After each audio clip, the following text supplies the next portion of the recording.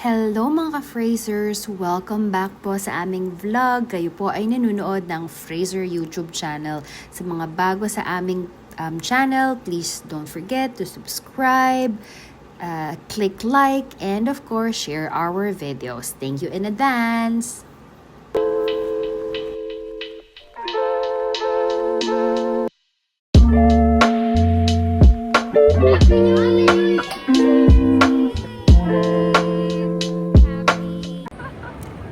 Tara na sa Galeries de la Capitale dito sa Quebec City. It's the ultimate lifestyle destination dito sa Quebec City.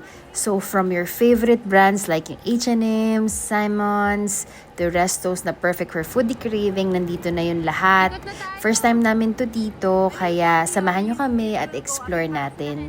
So ngayon ang nakikita ninyo, this is the Mega Park. It is an indoor amusement park na may roller coaster inside the mall. Rain or shine, winter or summer, Galeries de la Capitale is the place to chill, shop, and make memories. So, kami ngayon ay nag-window shopping only. Nakakatawa kasi ang daming tao dito sa lugar na to. Ang daming makikita, different types of stores na hindi mo makikita sa New Brunswick. Nag-try din si June try ng Oak Cloud shoes kasi gusto din niyang bumili niyan dahil maganda raw ilakad.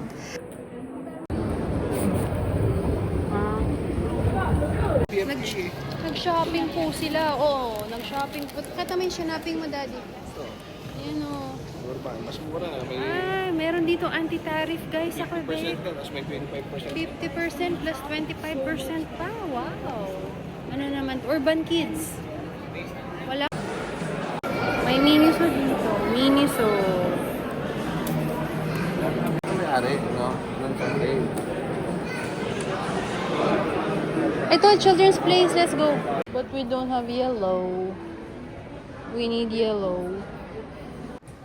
Idagdag pa natin sa gala natin itong mga claw machine na ito. Itong lugar na ito ay isang claw machine paradise, as in legit guys, isang buong area filled with different claw machines.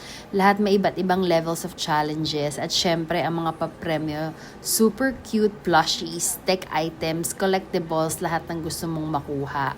Imagine ang thrill habang sinusubukan mong i-timing yung claw, tapos slow mo siyang bumababa. Tapos, will it grip or will it drop? Okay. Parang ganun. At pag nakuha mo, ay, ang saya, di ba? Pang Pulot IG sa coin, story, 4 pang lang, TikTok, or pang bragging rights din. So, ngayon, tinry ni 4D 4, itong yeah. kunin itong plushie toy na to, color purple. Kaso, sobrang 4. excited kami dahil nakuha niya Okay. ito agad. Wait. Hindi ko tuloy na video, pero tignan natin. Yan. So, nakuha niya yan. Isang owl. Tapos tinry din niyang kumuha ng isa pang plushie toys. Ito yung parang boxing na kangaroo.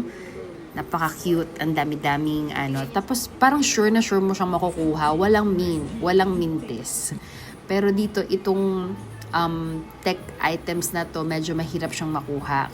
Although one coin lang ang needed mo to pay para makakuha ka ng chance mo.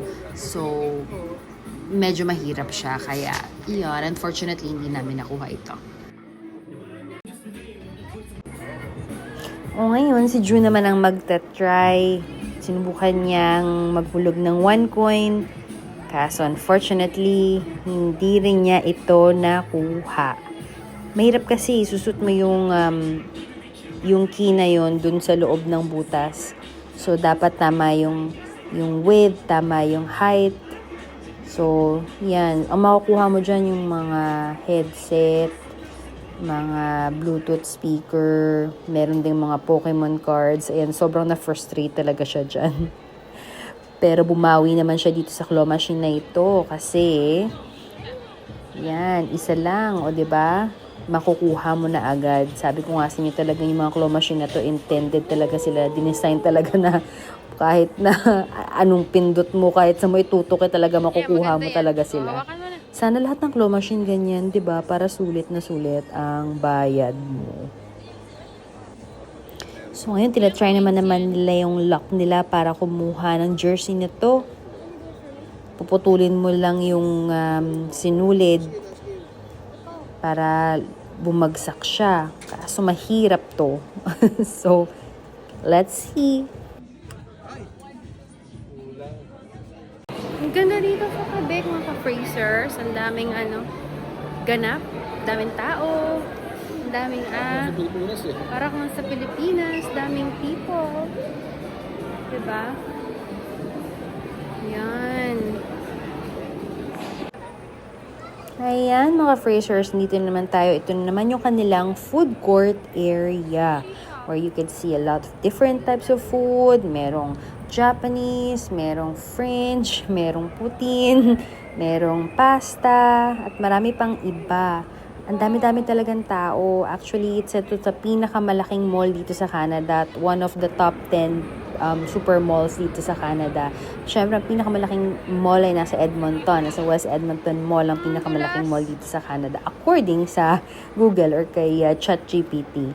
So, yan. Makikita ninyo ang iba't ibang klaseng types of food sa food court nila. So, umuulan nung lumabas kami kaya huminto muna kami dyan. Oh, raining.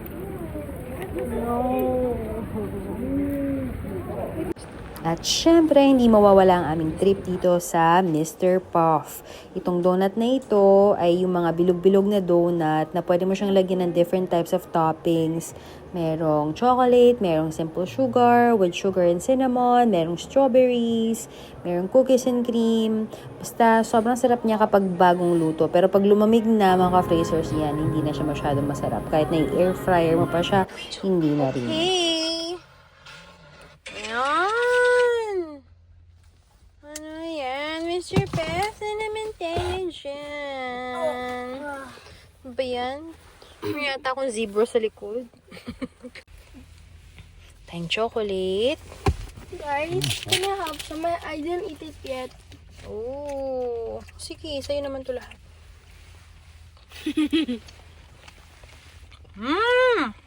Yung sugar coat. Try my sugar coat. So sweet to. Yung sugar coat nga eh. That's the perfect sugar coat.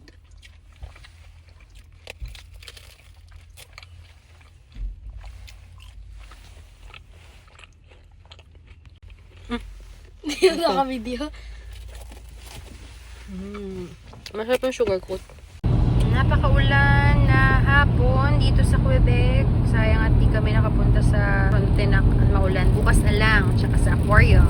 Yay!